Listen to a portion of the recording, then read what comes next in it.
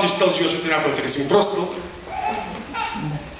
Демек, ќе знаете, често во некои религии се чувства тој елитизам, демек, ќе ти простам кога ќе видам дека се променил. Шити се. Но едноставно, простувањето, осем тоа, што го има она заборавање на страна, од другата страна има и позитивно сеќавање. Но каде тоа не се најде? Едноставно мора да влеземе во христијанската парадигма, бидејќи верувајте ли, јас сум барал, на друго место сум се трудил, не може на друго место да се најде вистинско простување, осим во една парадигма, а тоа е отелотворувањето на Господ Бог во личноста на Исус. Зошто? Еве ќе ви кажам сега зошто. Прво, верувам дека секој од вас знае дека како завршил Исус Христос, како завршил својот живот на оваа земја. Значи бил распнат на крст ради нешто што не го направил. Значи Исус е единствена вистинска жртва. Зошто велам единствена? Затоа што и овие се жртви, значи луѓето во војната што умираат, жените што се силувани, значи има многу жртви. Но сите тие се криви бар за нешто.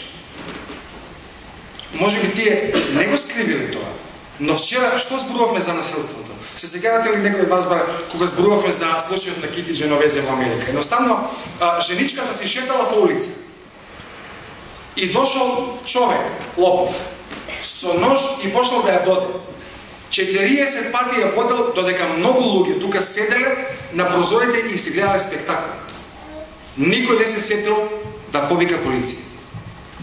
Едноставно, ние сме посматрачи на насилството. И пак ќе повторам, ние не сме денеска насилници, не сме ние како порано кога Бак се шетал, па некој љубоморен му дошол, тези свиниш да му дошол и Бак так се изведал мачот да се брани. Но ние сме неми посматрачи на човечкото насилство. Во една книга, мислам од Виктор Иго беше, вели он вака: Исус одеше и правеше добро, а јас имам проблем што само одам. Некогаш и само одењето е вршење насилство. Значи, кога не си чувствителен на насилството на други, значи, не можеме ние се да промениме. Но понекогаш едноставно само треба да дигнеш телефонот и да повикаш полиција. Некогаш само треба да упатиш некој збор. Некогаш треба да напишеш нешто да го пратиш некаде. Толку малку, но ние не го правиме и тоа, бидејќи сме станале скоро па нечувствителни на насилство. И затоа велам дека Исус е единствена невина жртва, бидејќи тој бил пратен на крст и убиен, затоа што на другите им сметало што тој го ремети нивниот статус-кво. Едноставно, на евреите им сметало што нив им го ремети статус-квото на нивната религија, бидејќи Исус бил доста радикален, знаете, во некои работи. Во некои работи е поддржувал еврејската религија, но во некои работи бил радикален. И сега во кој контекст да го сватиме во радикален? Зборот радикс на латински значи корен. Значи, радикален во смисол на враќање на корените што евреите со текот на времето ги заборавили. Сега им сметале, бидејќи они морале да одржат статус-кво.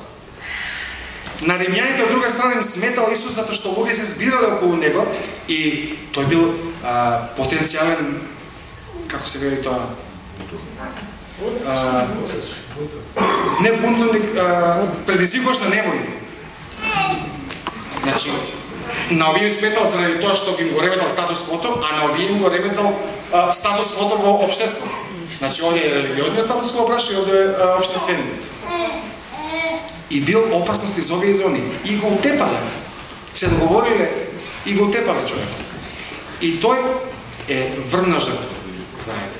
Но, Библијата зборува за Исус дека тој попадна една енхипостатичност, што би се рекло, попадна учествување попадна тоа што тој има и боженска природа, освен што има човечка. Тој не е само жртва. Тој е и суверен. Исус Христос не е само човек и жртва, него тој е и наш Господ. И затоа тој е во исто време и суверен. И ако се бара некој што е во исто време и жртва и суверен, тој е само Исус Христос. И гледайте сега како тој го нуди проштевањето. Рековме дека нели ние македонците, кога некој ќе ни понуди дар, сакаме да вратиме, така?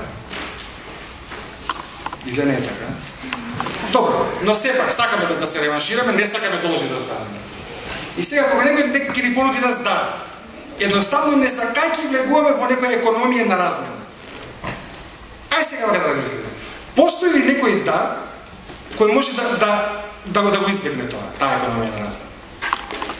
Францускиот филозоф Жак Дерида, умре пред некој година за човекот, беше многу паметен, ама и паметните луѓе умираат.